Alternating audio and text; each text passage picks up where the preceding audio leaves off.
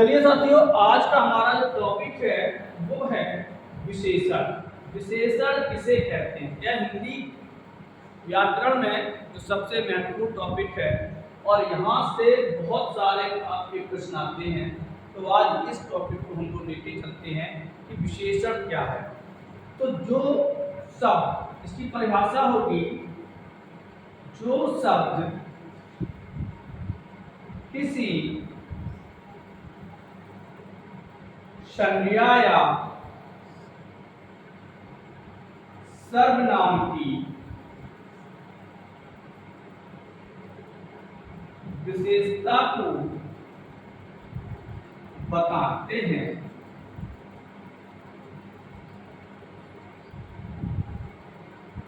उन्हें विशेषण कहते हैं।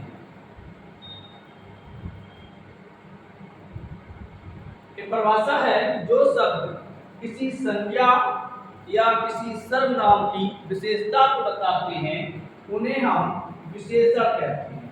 अब बात आती है कि संज्ञा क्या है और सर्वनाम क्या है। ये हम लोग आपको पहले बता चुके हैं कि किसी व्यक्ति, वस्तु, स्थान के नाम को हम संज्ञा कहते हैं और संज्ञा के बदले जो बोले जाते हैं उन्हें हम सर्वनाम कहते हैं।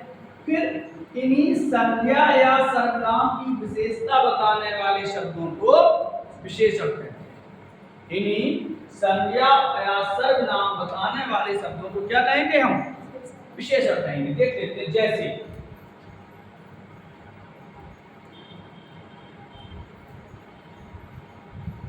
राम अच्छा लड़का है। राम अच्छा लड़का है। तो यहां देखिए, राम कैसा लड़का है? अच्छा लड़का है। दूसरा उदाहरण, तो यहाँ अच्छा क्या है? ये किसी संज्ञा या सर्वनाम की विशेषता बता रहा है। कौन अच्छा लड़का है? तो राम अच्छा लड़का है। इस संज्ञा की विशेषता को बता रहा है, इसलिए इसे हम विशेषण कहते हैं। दूसरा, जैसे प्रश्न है, कुछ बच्चे खेल रहे हैं। कुछ बच्चे खेल रहे हैं। तो यहाँ किसकी विशेषता है? कुछ बच्चों की। तो कौन खेल रहे हैं? तो कुछ बच्चे। देखिए, संज्ञा विशेषण है, संज्ञा बच्चे हैं और इसकी विशेषता क्या बता रहे कि बच्चे कैसे हैं? कुछ हैं। तो कुछ बच्चे खेल रहे हैं, इसे हम विशेषण कहते हैं। तो जो शब्द किसी संज्ञा या सर्वनाम की विशेषता को बताते हैं उन्हें हम विशेषण कहते हैं। एक आध उदाहरण और लेते हैं, फिर थोड़ा सा आगे बढ़ते हैं हम लोग। जैसे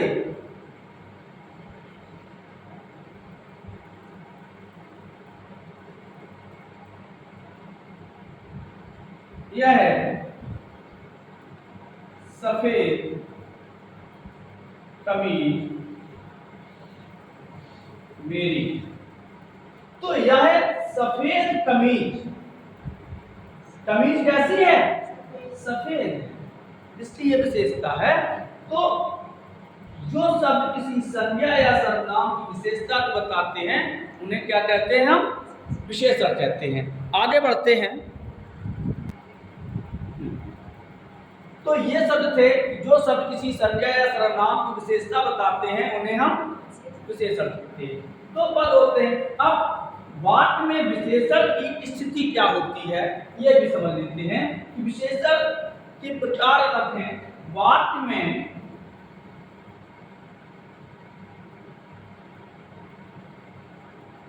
विशेषण की स्थिति, वाक्य में विशेषण की स्थिति कि वाक्य में जो विशेषण होता है वो कितने प्रकार से प्रयोग किया जा सकता है। तो वाक्य में विशेषण की स्थिति दो होती है। कितनी होती है? दो। एक होता है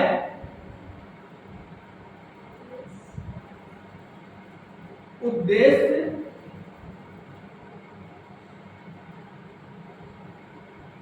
विशेषण, दूसरा होता है विधेय विशेषण। कौन सा? विधेय विशेषण। अब एक चीज ध्यान रखिए, वाक्य के दो अंग भी होते हैं, इसीलिए वाक्य में विशेषण की स्थिति तो एक तो, अब वाक्य में विशेष उद्देश्य क्या होता है जिसके विषय में बात कही जाती है, और विधेय क्या होता है कि जो बात कही जाती है। तो उद्देश्य विशेषण किसे कहते हैं?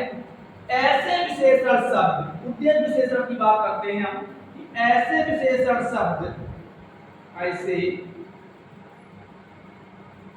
विशेषण शब्द जो किसी विशेष के पहले आते हैं। चलिए, ऐसे विशेषण शब्द जो किसी विशेष माने कर्ता, विशेष माने कर्ता के पहले आते हैं, उन्हें हम उद्देश्य विशेषण कहते हैं। उसे क्या कहते हैं? उद्देश्य विशेषण। जैसे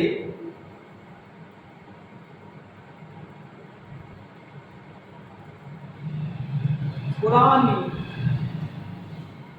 पुस्तक, तो यहां पुरानी क्या है? पुरानी क्या है? पुस्तक है। और समझ लेते, थोड़ा तो और देखते हैं हम। बात उद्देश्य विशेषण की चल रही है, तो उद्देश्य विशेषण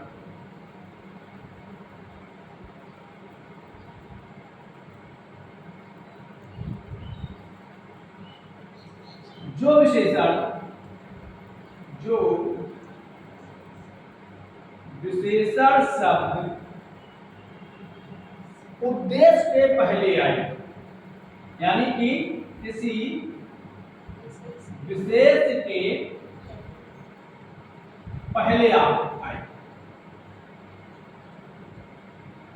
अब दो बात हो गई, एक विशेषण है, दूसरा विशेष। विशेष क्या होता है? जिसकी विशेषता बताई जाए। विशेष का मतलब होता है, यहां देखते हैं हम, पहले समझ लेते हैं। विशेष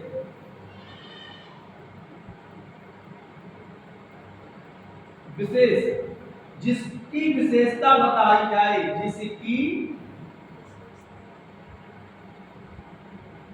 विशेषता बताई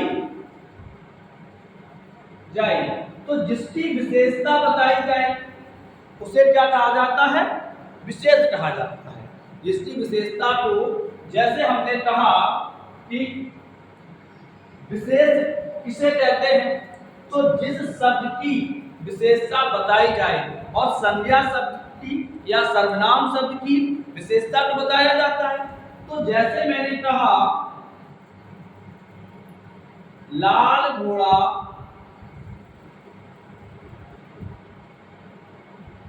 दौड़ रहा है, लाल घोड़ा दौड़ रहा है। अब बताइए यहां पर घोड़ा क्या होगा? विशेष होगा, और इसकी विशेषता क्या है? लाल। इसकी विशेषता क्या है? घोड़ा कैसा है? लाल। एक चीज यहां समझिए, यदि हम यहां कह दे घोड़ा लाल दौड़ रहा है, तो ये शब्द लाल गलत हो जाता। तो घोड़ा क्या है? संज्ञा है। घोड़ा क्या है? संज्ञा। और हम विशेषण में संज्ञा को क्या कहते हैं? विशेष कहते हैं। तो जिस शब्द की विशेषता बताई जाए उसे हम विशेष कहते हैं। अब फिर वहीं आते हैं, बात आती है उद्देश्य विशेषण।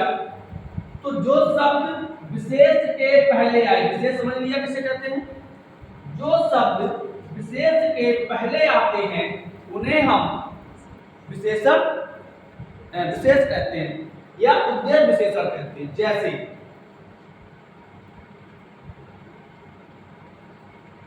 नीली कमीज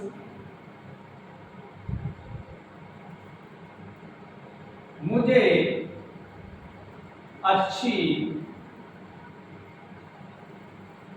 लगती है। नीली कमीज मुझे अच्छी लगती है। तो देखिए नीला क्या है, विशेषण है, और किसका विशेषण है, कमीज का विशेषण। कमीज कैसी है, नीली है। कमीज कैसी है, तो कमीज हो गया विशेष और नीला हो गया विशेषण। तो जो विशेषण शब्द किसी विशेष शब्द के पहले आते हैं उन्हें हम उद्देश्य विशेषण कहते हैं। जैसे दूसरा उदाहरण देखते हैं, ईमानदार लोग सदा सुखी रहते हैं। कैसे लोग, दोनों लोग क्या है, संज्ञा है, जातिवाचक संज्ञा होगी जाके, लेकिन ये लोग किसकी विशेषता बता रहे हैं, ईमानदार। तो विशेषण यानी कि जो शब्द जो विशेषता संज्ञा के पहले आती है, जिस संज्ञा की विशेषता उससे पहले लगती है, उसे हम उद्देश्य विशेषण कहते हैं। आशा करते हैं समझ में आया होगा। लोग कैसे, लोग ईमानदार, कमीज कैसी, नीली। तो नीला आकाश, नीला आकाश मनोहर लगता है। नीला आकाश मनोहर लगता है। तो आकाश कैसा है, विशेष है, और इसकी विशेषता क्या है, नीला। तो संज्ञा शब्द की, जो शब्द किसी संज्ञा शब्द के पहले आते हैं, जो विशेषण किसी संज्ञा या सर्वनाम के आगे रखते हैं, पहले रखते हैं, उन्हें हम उद्देश्य विशेषण कहते हैं। दूसरी स्थिति आती है विधेय विशेषण। कौन सा, विधेय विशेषण।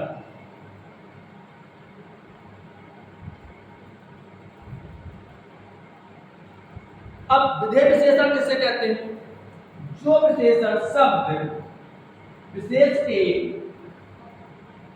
बाद, विशेषण विशेष के पीछे या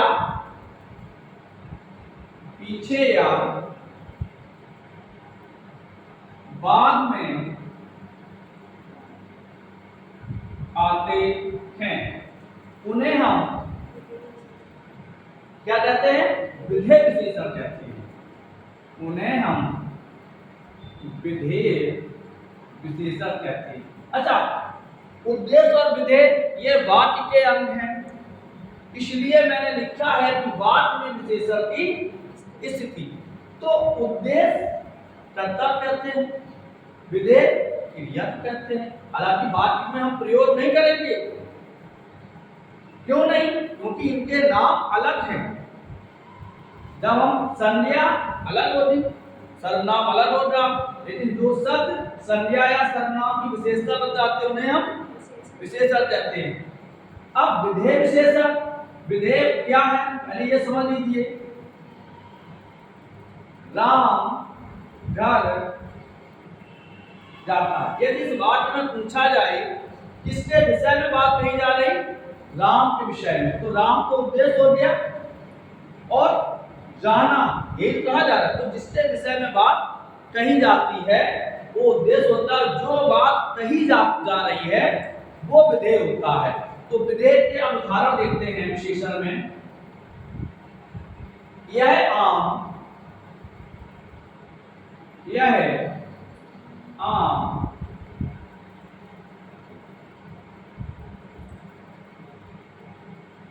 यह आम मीठा है। कैसा है, मीठा है। यह आम मीठा है। अब बताओ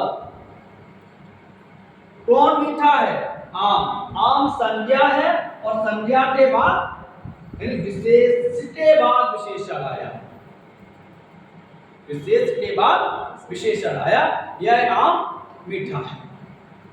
दूसरा देख लेते हैं, राम का घर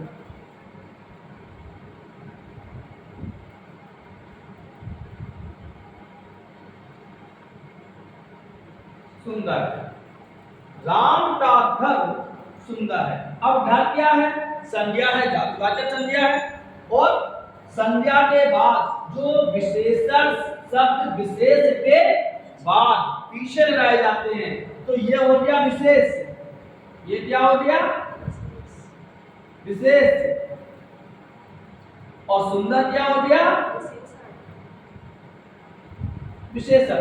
तो जो शब्द, यदि हम लिख लेते हैं, यदि विशेष धन विशेषण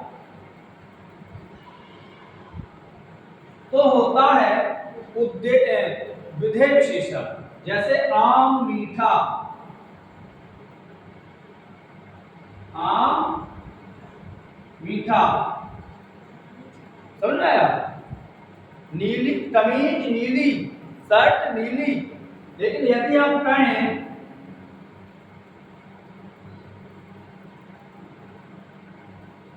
विशेषण धन विशेष, और अब हम क्या कहेंगे? मीठा आम। अब देखिए, विशेषण पहले है और विशेष बाद में है, तो ये होगा उद्देश्य विशेषण। और यदि विशेषण बाद में हो, विशेष पहले हो, तो ये होता है विधेय विशेषण। तो हम लोगों ने अभी वाक्य में विशेषण की स्थिति पढ़ी। जैसे और लिख लेते हैं,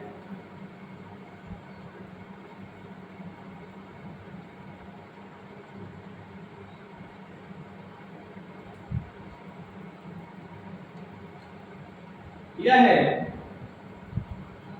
लड़का होशियार है। अब बताइए, पहले क्या आया? लड़का संज्ञा आया और होशियार विशेषण बाद में है, तो क्या होगा? विधेय विशेषण। जैसे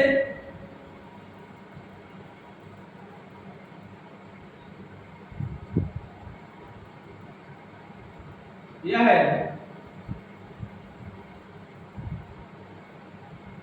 राम ईमानदार है। तो अब राम ईमानदार है, तो उद्देश्य पहले है और विशेषण बाद में, तो क्या होगा? विधेय विशेषण। हम लोग अब लोग पढ़ते हैं विशेषण के भेद। तो यह बात समझ में आई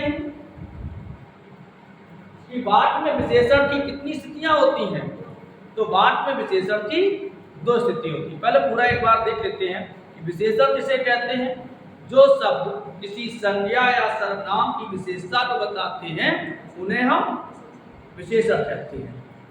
जैसे आम मीठा है, वह काला है, गोरा है। इसके बाद वाक्य में विशेषण की दो स्थितियां होती हैं, उद्देश्य विशेषण और विधेय विशेषण। उद्देश्य विशेषण किसे कहते हैं? जो विशेषण शब्द विशेष के पहले आते हैं। जैसे मीठा आम। विधेय विशेषण किसे कहते हैं? जो विशेषण शब्द विशेष के बाद आते हैं। जैसे आम मीठा। अब हम कौन पढ़ते हैं विशेषण के भेद। विशेषण के भेद। अच्छा, विशेषण के कितने भेद होते हैं? चलो, तो विशेषण के कितने भेद होते हैं? बात हम लोग विशेषण के भेद की कर रहे हैं, तो विशेषण के 4 भेद। कितने भेद हैं? 4। विशेषण के भेद 4 भेद हैं। सबसे पहला भेद है आपका गुणवाचक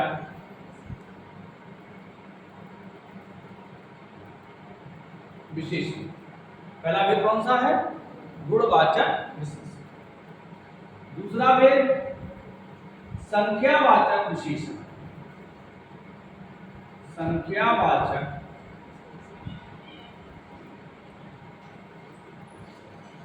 विशेषण। तीसरा भेद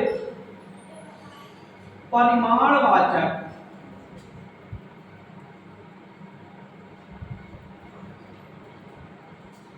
विशेषण।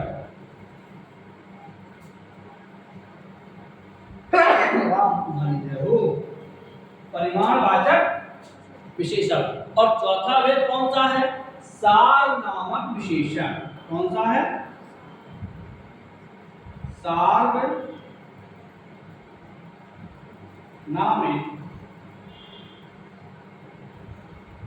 विशेषण।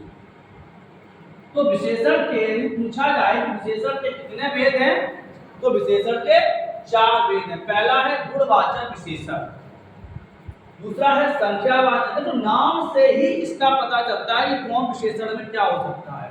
जैसे गुणवाचक विशेषण, तो किसी संज्ञा सर्वनाम के गुण, दोष, रंग, रूप, आकार, गंध आदि का जहां वर्णन मिलता है उसे हम गुणवाचक विशेषण कहते हैं। फिर आता है संख्यावाचक विशेषण। तो नंबर, तो संख्या, जहां किसी संज्ञा या सर्वनाम के संख्या का बोध होता है तो उसे हम संख्यावाचक विशेषण कहते हैं। फिर आता है परिमाणवाचक विशेषण। परिमाणवाचक विशेषण किसे कहते हैं? जिन वस्तुओं को हम माप या तौल तो सकते हैं लेकिन गिन नहीं सकते। यानी ऐसी संज्ञा सर्वनाम की ऐसी स्थिति मानते हैं कि जहां पर जो शब्द किसी संज्ञा या सर्वनाम के माप या तौल का बोध कराते हैं उसे हम परिमाणवाचक विशेषण कहते हैं। फिर आता है सार्वनामिक विशेषण। जो विशेषण सर्वनाम से बनते हैं, यानी कि वे सर्वनाम शब्द जो किसी विशेषण का कार्य करते हैं उसे हम सार्वनामिक विशेषण कहते हैं। और इनका हम जो डिटेल होगा वो आपको कल पढ़ाएंगे। इसका डिटेल कब पढ़ाएंगे? कल पढ़ाएंगे। आज हम लोगों ने विशेषण की परिभाषा पढ़ी, विशेषण के की वाक्य में स्थिति पढ़ी और विशेषण के भेद पढ़ी। इनका डिटेल कल पढ़ेंगे। कल आप लोग समय से आ जाइए, तब हम इसका पढ़ाएंगे। तब तक के लिए राधे राधे।